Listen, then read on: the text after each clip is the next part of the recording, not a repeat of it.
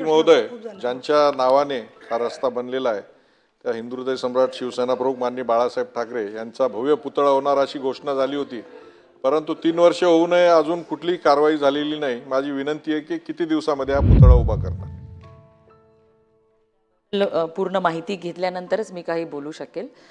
त्यामुळे सन्मान्य सदस्यांना पूर्ण माहिती घेऊन मी आपल्याला सन्मान्य सदस्यांना कळवेल। नाही मेघनाताई, हा फक्त एका सदस्याचा प्रश्न नाही आहे। तर सरकारकडून आता अधिवेशन चालू आहे, तुम्ही 8 दिवसामध्ये याचं निवेदन करा ना। 8 दिवसामध्ये अधिवेशन संपण्याच्या पूर्वी याच्यावर निवेदन करा जे आहे ते।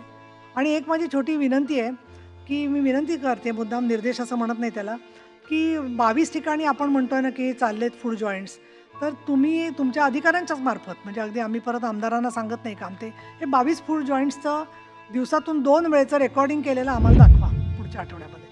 कारण मी स्वतः पण नाशिकला जाऊन आले गेल्याच आठवड्यामध्ये, आणि समृद्धी महामार्गावर महिलांच्या स्वच्छतागृहाचा तर प्रॉब्लेम आहेच आहे, पण फूड जॉईंट्ससुद्धा नाही आहेत, महिला स्वच्छतागृहही नाही आहेत। आता महिला स्वच्छतागृहाच्या आतले तर व्हिडिओ मी मागणं मला योग्य वाटत नाही आहे, पण ते काम झालं आहे की नाही मी परत जाणार आहे 1 तारखेला नाशिकला, त्यावेळेला मी पाहते स्वतःच। आणि याचे व्हिडिओ, हे 22 फूड जॉईंट्स सकाळी आणि संध्याकाळी कसे चालू आहेत याचा एक व्हिडिओ आम्हाला तुमच्या अधिकाऱ्यांना द्यायला सांगा। तुम्ही आम्हाला बोलवा की आमच्या दालनामध्ये या दाखवा, आणि याही संबंधित अधिकाऱ्यांना दालनामध्ये दाखवा। बाकी काही नाही, त्यांना सुपरविजनमध्ये कुठेतरी आपण कमी पडतोय का असं मला प्रश्न वाटतो। कागदोपत्री उघडी आहेत पण प्रत्यक्षात तिथे फूड जॉईंट्सला काही उपलब्धता नाही आहे असं लोकांची तक्रार आहे।